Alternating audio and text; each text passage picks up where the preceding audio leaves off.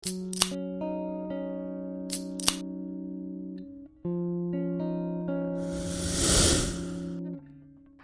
pasal 3 ayat 2 sampai 3.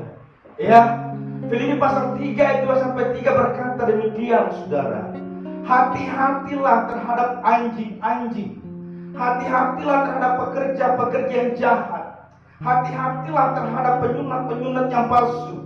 Karena kitalah orang-orang bersunat yang beribadah oleh Roh Allah dan bermegah dalam Kristus Yesus dan tidak menaruh percaya pada hal-hal lahiriah. Saudara yang dikasihi Tuhan, kita menemukan ada satu kalimat yang begitu tajam. Pernyataan dari Rasul Paulus berkata, waspadalah terhadap anjing-anjing, Bapak Ibu Saudaraku yang terkasih. Mengapa Rasul Paulus memberikan satu pernyataan yang begitu tajam terhadap mereka-mereka yang hidup di dalam pengajaran-pengajaran palsu, Bapak Ibu Saudara-saudara terkasih? Ini menunjukkan satu sikap tegas dari seorang pemimpin rohani, seorang gembala, seorang penanam jemaat, saudara yang dikasihi Tuhan. Bagaimana dia kemudian membungkus, memagari jemaat yang diajarkan sedemikian rupa supaya terhindar dari pengajaran-pengajaran sesat, saudara. Itu artinya, Bapak Ibu Saudara-saudara terkasih, bahwa pengajaran-pengajaran palsu itu harus tidak ada dalam diri kita sebagai orang percaya.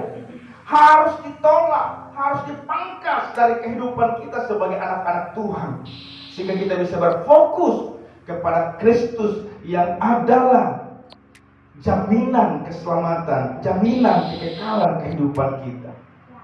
Lebih lanjut, Bapak Ibu Saudara yang terkasih, satu pernyataan Rasul Paulus berkata bahwa hati-hati terhadap pekerja-pekerja yang jahat. Kalau kita membandingkan dalam 2 Korintus pasal 11 ayat 13, kalau kita membaca, saudara, dikatakan sebab orang-orang itu adalah rasul-rasul selanjutnya palsu, pekerja-pekerja curang yang menyamar sebagai rasul-rasul Kristus. Bapak Ibu Saudara terkasih, mereka bekerja keras, berusaha dengan berbagai macam cara, Bapak Ibu Saudara terkasih. Untuk apa? Dengan tujuan menyesatkan, mengalihkan orang-orang benar yang tadinya berfokus kepada Kristus, yang tadinya percaya kepada Kristus, lalu kemudian dialihkan untuk tidak lagi fokus kepada Kristus, tapi fokus kepada hal-hal yang sifatnya keliru, fokus kepada hal-hal yang sia-sia, fokus kepada hal-hal yang palsu, Bapak Ibu Saudara yang terkasih.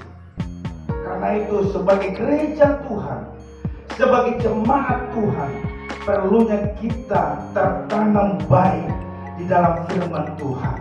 Perlunya kita untuk terus berakar di dalam Tuhan. Perlunya kita bertumbuh di dalam firman Tuhan, Bapak Ibu Saudara-saudara yang terkasih. Sehingga saya terus mengumandangkan Bapak Ibu, jangan pernah kita tinggalkan saat teduh kita, saudara.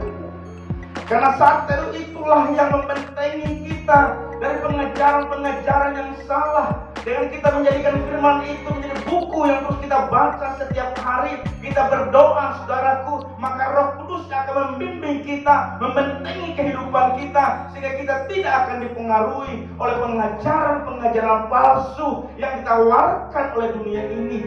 Seringkali kita menjadi orang Kristen, tetapi kekristenan kita tidak lagi benar-benar menjalankan fungsi kita sebagai anak-anak Kristen layaknya, saudara.